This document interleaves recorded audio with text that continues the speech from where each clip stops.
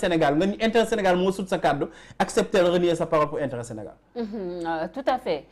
ñu des si ñoom ñaar Ousmane Sonko ak kii nga xam ne mooy Khalifa Sall ba tey parce que mun nañoo wax ne fu mu toll ni ñu bëgg ko ñu bañ ko si coalition yi ñoom ñaar ñoo si gën a fës. tey jii ñu bëri di posé wu la question à savoir si ñoom ñaar kan mooy nekk grand gagnant si coalition bi. parce que voilà parce que dafa mel ni comme fu mu toll nii kii di Ousmane Sonko dafa xaw a réveillé waat l'homme politique Khalifa Babacar Sall. waaw non mais benn gagnant moo ci mën a am benn gagnant rek moo ci mën a am parce que tey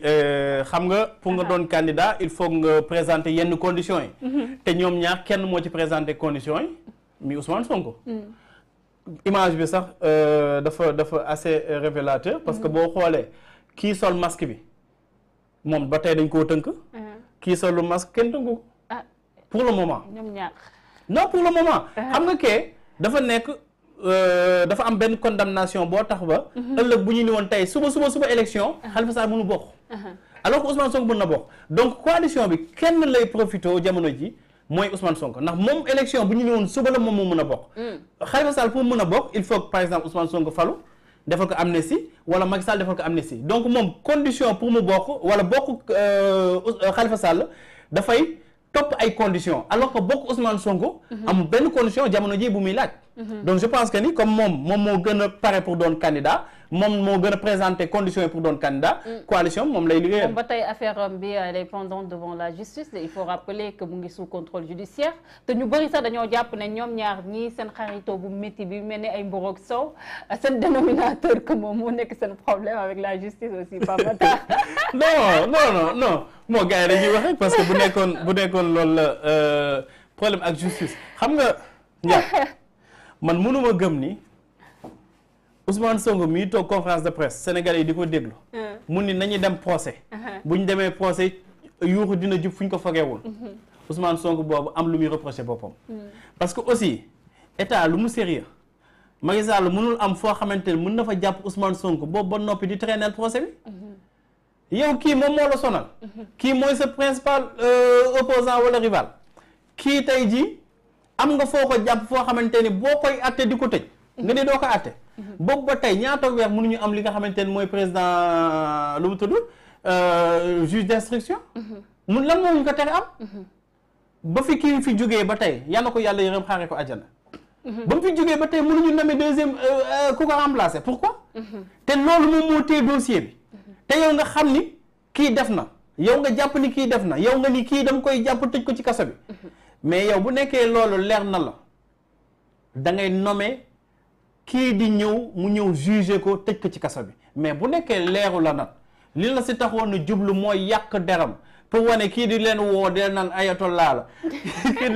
kii di leen woo di leen naan ay affaire de juba gi ñuy day maase wu mais loolu sénégalais yi yoonu kenn newu ci buy maase wu na dem maase wu bii defi ci leen na dem defi ci leen loolu moom la engagé encore une fois bu ñu doon xool kii dëng rek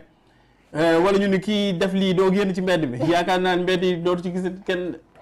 Tout à fait. Juste rappeler aux internautes, yéen a ngi seen biir émission le rendez-vous de Sénégal 7 et je suis avec Pape Makhtar Diallo muy chroniqueur di écrivain aussi day bind lu ne nice ñu amal waxtaan bu am solo par rapport ak tolluwaay réew mi rawatina politique bi Pape Makhtar ñu des ba tey ci coalition yi. coalition quatre grands ba fu mu toll nii mun nañu wax ne benn grand bi rocceeku na ci indi coalition boppam mu nekk le parti démocratique sénégalais ñu annoncé ko woon à grande pompe si biir coalition mais dafa mel ni comme moom finalement daf leen def benn ndaxe mbaay. qu'est-ce qui justifie à chaque fois rek PDS il a du mal à se ranger derrière les autres opposants. waaw non xam nga PDS.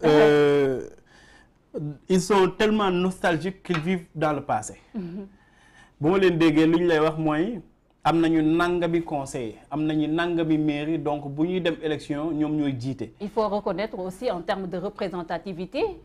si wàllum électorat politique amul benn parti boo xam ne hormis le parti socialiste bu yem ak ñoom aussi par Makhtar. waaw non xam nga lan ci pour seen ay organisation quartier bu nekk ak yooyu non léegi loolu yaakaar naa ni. non mais c'est un parti démocratique sénégalais. non fépp ñu ngi implanté fépp ci Sénégal. voilà mais non léegi loolu peut-être si beneen jamono 2012 wala 2013 ak 2014 jamono jooju noonu ñoo nekkoon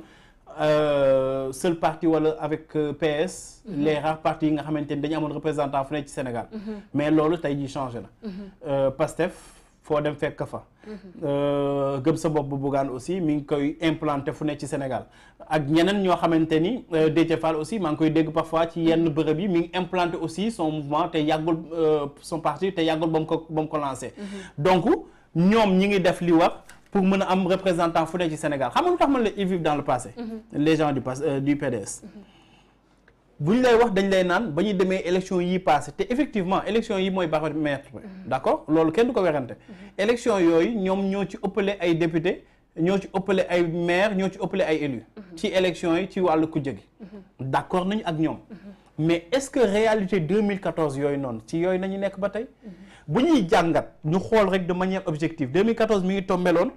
chasse aux sorcières bi nga xamante ne Macky Sall da ko doon def jël ay dignitaires PDS tëj leen ci kaso bi ñenn ñi ñu leen di topp ñenn ñi ñu ni leen doo leen génn ci dëkk bi sénégalais nu mu bañee injustice mais dafay am benn sympathie bi judduwaat ci ñi nga xamante ni il y a quelques années de cela ñoom nañuy jàppe woon comme ay dëmm ñu baal ma ci expression bi donc ñi nga xamante ni ci 2012 dañu ni woon nañu dem 2014 sénégalais dañu leen commencé waat doon épouser parce que dañuy jàpp ni ils sont victimes de traquenard de machination de leen ak leen donc loolu jur benn capital sympathie boobu noonu taxoon ñu am yenn résultats yi ci élection yooyu mais tey jii ci 2021 bu ñuy waxaat ci capital sympathie da ngay xool ci kan lay jublu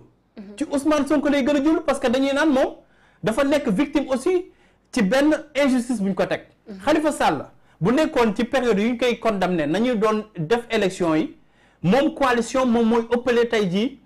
moom mooy am en fait capital sympathie boobu parce que loolu ça dépend juste de moment bi ak de période donc tout est question de contexte ak de période léegi contexte bi changé na ñoom seen réalité yi ñu di wax di ko jël di ko opposer nit ñi di leen naan ñoo war a jiite nekkatul réalité yoo xamante ne kii di dund 2021 da koy jàppee réalité yu objective. da nga am comme l'impression comme ñu bëri observateurs yu ñu koy waxee que PDS moom du élection locale yi ñoo ko ñor wala sax élection waaye mbirum Karim Wade moo ko ñor pour ne pas dire ils sont en train de rouler pour le président Macky Sall. mi PDS di taxaw Sénégal dañu am benn problème te seen problème kenn mooy solution bi mooy Macky Sall wala kii di ñëw pour que PDS mën a am candidat wala en tout cas seen candidat bu ñu bëgg mu doon seen candidat mi Karim Wade pour mu mën a doon candidat il faut Macky Sall ñoom comme ni ñu koy waxee réviser son procès wala mu defal ko amnistie Khalifa Sall aussi pour mu mën a doon candidat il faut que Macky Sall defal ko amnistie donc ñoom ñaar dénominateur commun boobu nañu am Macky Sall moom ci moom lay neex en fait seen candidature ci Macky Sall lay neex léegi kon Macky Sall moom mooy am benn moyen de pression si ñoom ñaar mën nañu njort ni que ni ñoom ñaar amuñu indépendance bi wax amuñu autonomie bi wax parce que aussi dañ lay naan ki la al ay gët nu mu ko neex ngay xoolee bu ñëwee ëllëg yow da ngay doon candidat wala bëgg na nga doon candidat dafay am condition yu mu lay tegal donc nit ñi à raison aussi dañuy poser wu ay questions bu ñu xoolee aussi yenn faits yi parce que nañu waxante dëgg ñëpp d'accord nañu gis nañu président Abdoulaye Wade ànd ak Macky Sall mais image bu rafet ñëpp saluer ko président Abdoulaye Wade jóge fi dem seeti Macky Sall au palais image bu rafet ñëpp saluer ko mais lan lañ fa waxtaanee est-ce que lu ñu doon waxtaanee njëriñu Sénégal la wala Karim Wade et Karim Wade comment se fait-il que encore une fois ñu condamné ko 138 milliards génn ko dëkk boobu ba tey Karim Wade ñibbisiwul njàpp Karim ragalul prison bu ragaloon prison première convocation fekku ko Sénégal day daw dem yoonam tout à fait dafa ñëw Sénégal nekk ci kaso bi te bokk na si ñi nga xamante ni dugg nañu kaso ba génn déggoo ñu prétexte maladie te mënoon na ni dafa feebar wala situation santé mayu ko muy tëdd kaso ñu yóbbu ko pavillon spécial mais daf ko tëdd déggoo ko muy kaas donc ragalu kaso lan moo ko tere nag mu dugg Sénégal loolooy la grande question te ba muy dem Abdoulaye Wade bërki démb ba muy dem ci Karim di jaar France dafa njëkk a demander autorisation Union européenne pour que moom avion jóge fii yóbbu ko Union européenne bañal ko contexte maladie bi mais Macky Sall moom moo ko affrété avion mu dem kon mun nañoo wax ne boo leen réeroo woon yaakaaruma pour des raisons humanitaires mën na ko def mais njort naa ni réeroo amul seen diggante njort naa aussi que ni Khalifa Sall ak Macky Sall réeroo amul seen diggante ndax aussi réeroo mun am sama diggante ak yow ma fay yónni sama frère sama jabar dem fa pour jaale la. kon daal ñu bàyyi wanentu xool wanentu fu muy mujjee gëtam.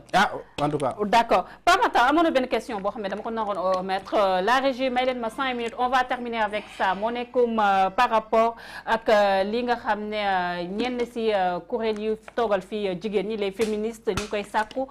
fii Sénégal pour ñu légaliser li nga xam ne mooy avortement médicalisé si wàllum viol ak li nga xam ne inceste ku mel ni comme ONG Jamara comme à Lakoum Toumé